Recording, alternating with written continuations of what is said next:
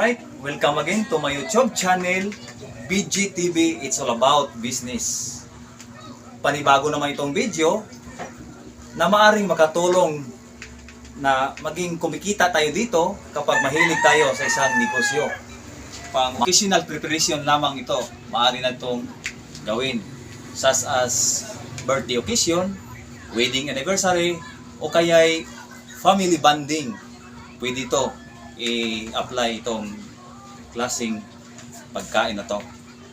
Alright, sa step 1, ihanda lamang itong karning manok at yung mga sangkap katulad ng bawang, sibuyas, loya at saka sili espada. Ihanda na rin yung ating suka at yung soy sauce. Tapos yung Del Monte chunks ay atin na rin siyang kasali sa pagluluto. Now, ngayon,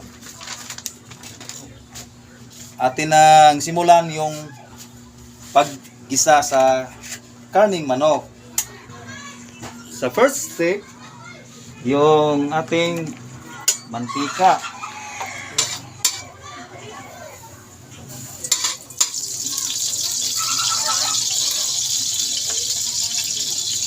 At saka yung ahos at loya.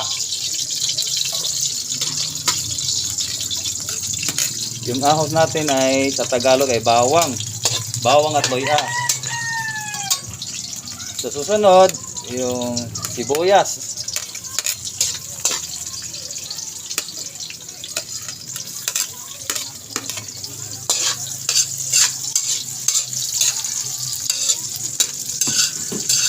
At maglagay tayo ng seasoning.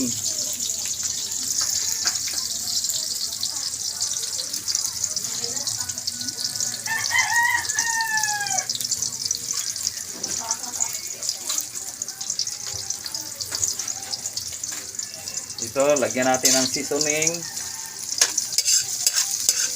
upang maging masarap yung luto natin. Susunod natin yung karning manok. Ito, 2 kilo to ha. Tandaan nyo.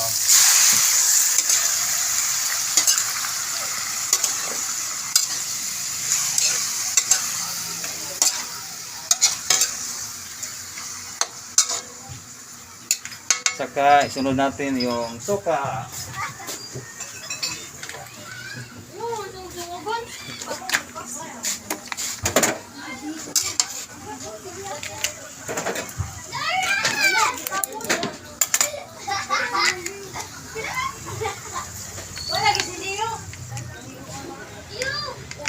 Ayan. Sunod na natin yung soy sauce. Ako, pabor ako sa camel upang maging makulay yung luto natin. Oh. Hindi ito mahirap dahil talagang kayang-kaya lang to. Lalo na sa mga nanay na mahilig sa pagluluto.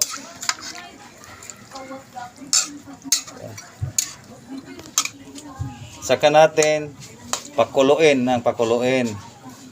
Tandaan, walang kinakailangan na magmarini tayo dito. Dahil yung suka mismo ay mag-absorb sa karning manok. So, para na rin marinated chicken. Okay. Hintayin na natin kumulo. Takpan naman natin.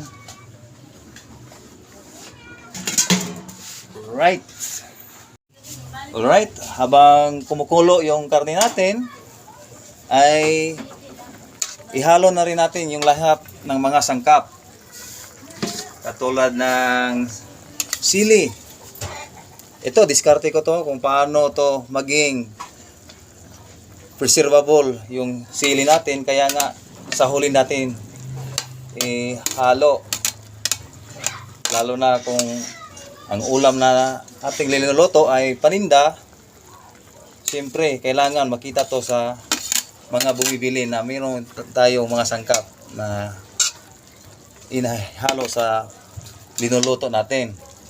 Tsaka isunod natin yung Del Monte chunks. Parang sweetie na rin.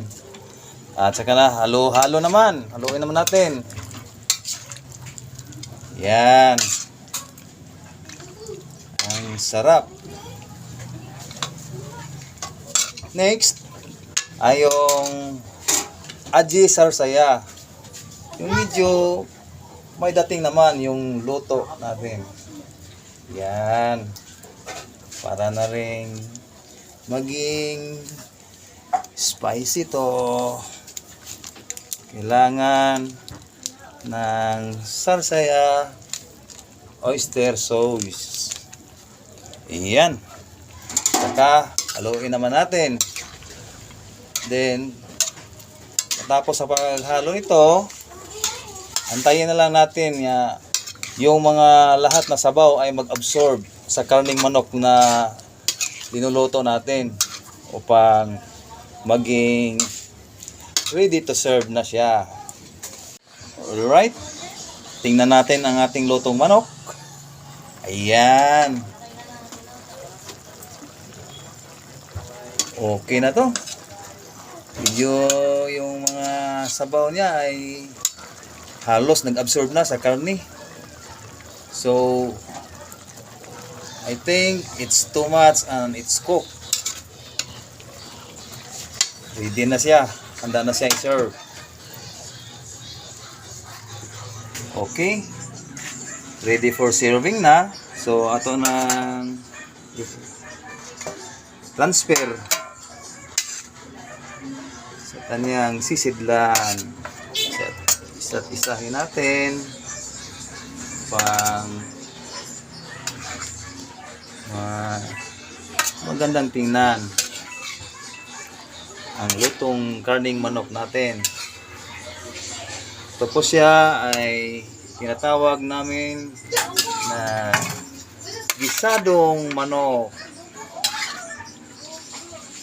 Maaari na rin tawagin sa English na sweet and spicy chicken. Yan. So,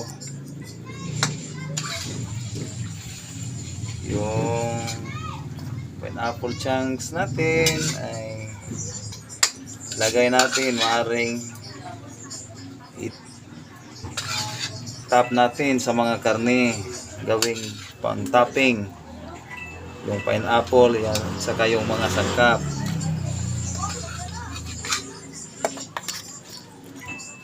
Yan.